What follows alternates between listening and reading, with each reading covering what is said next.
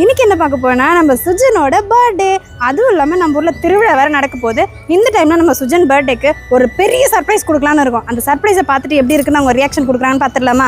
அதே மாதிரி இன்னைக்கு நம்ம சுஜனோட ட்ரெஸ் எப்படி இருக்குன்னு சொல்லுங்க. Birthday dress. வாங்க சர்ப்ரைஸை பார்க்கலாம். ரெடி 1